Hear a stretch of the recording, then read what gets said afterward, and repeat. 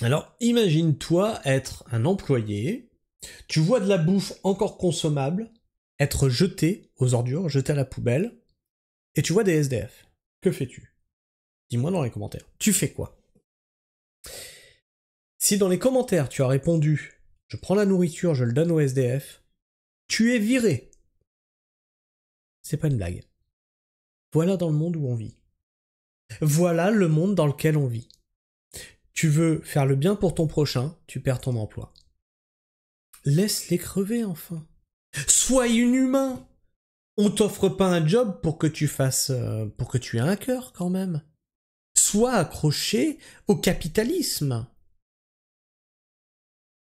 On va faire le tour de tout ça.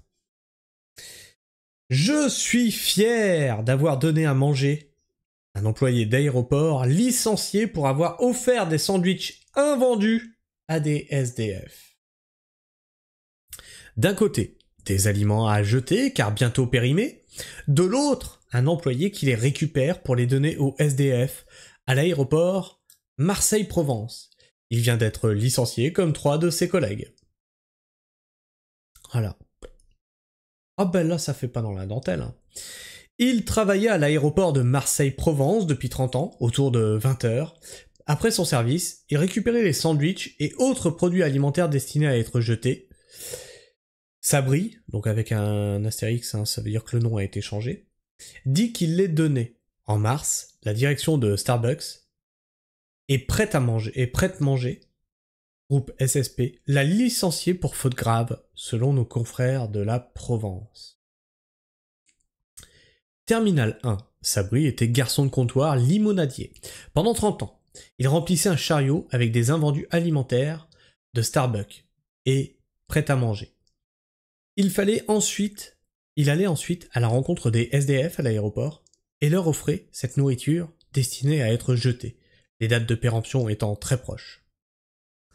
80 SDF dans tout l'aéroport. Je commençais par les SDF, on les connaît tous.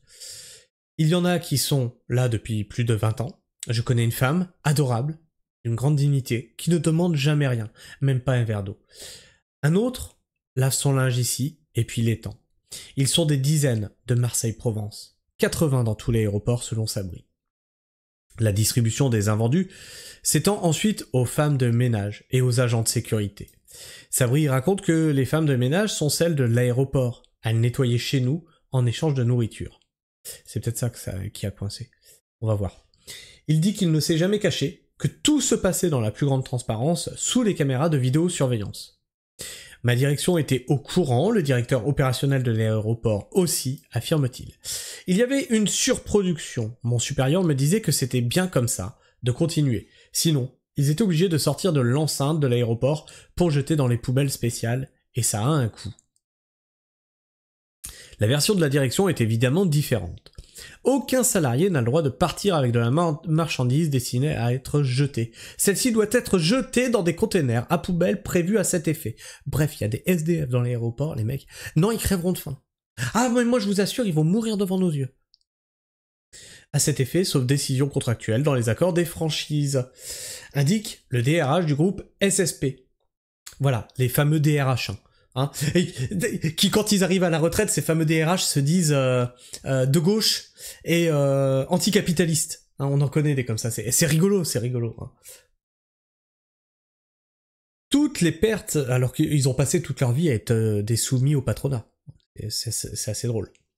Toutes les pertes doivent être typées en caisse sur le logiciel des stocks le jour même où elles ont eu lieu. Dans le courrier de licenciement que France 3 Provence Alpes a pu consulter. Je n'aurais pris aucun risque pour ma carrière. Avant la distribution, toute la marchandise était enregistrée par mon supérieur. Je n'aurais pris aucun risque pour ma carrière ni pour mon entreprise, affirme Sabri. Tout le monde me connaissait et m'appréciait. L'employé est très secoué par ce licenciement brutal. Je ne dors plus, je ne peux plus rentrer dans l'aéroport. Alors, je comprends ça. Ma femme ayant subi un licenciement très brutal, suite à une dépression, parce qu'elle a fait ils l'ont envoyée en dépression. Alors ensuite, ils l'ont licenciée, d'accord? Elle ne pouvait plus mettre les pieds dans le magasin où elle a travaillé. C'était un enfer pour elle. Elle ne pouvait plus.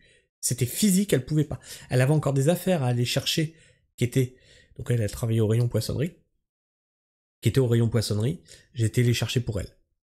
C'était physiquement impossible pour elle d'y mettre les pieds. Tellement ils l'ont... Il se tourne vers les prud'hommes, avec 3 autres collègues licenciés pour le même motif. On ne va pas se laisser faire, c'est pour ça aussi qu'on a contacté la presse. Même s'il ne comprend pas cette sanction lourde et subite, Sabri se dit fier du motif de son licenciement, fier d'avoir donné à manger. Sabri est un pseudonyme, c'est ce que je vous disais. Eh bien Sabri, je suis aussi fier de toi, j'aurais fait la même. Sois fier de toi. Tu es un humain, avec un cœur, c'est tout. C'est tout. Et aujourd'hui, dans cette société, c'est une anomalie. J'en suis désolé pour toi que tu aies perdu ton emploi, simplement parce que tu es un être humain avec un cœur. Moi, tout ça, au fur et à mesure des années, ça m'a usé et j'en suis sorti du salariat. Je n'en peux plus. Alors, c'est pas donné à tout le monde, je vous l'accorde. C'est prendre des risques. C'est aussi mettre des emprunts qu'on a pu faire pour acquérir du bien immobilier en porte-à-faux.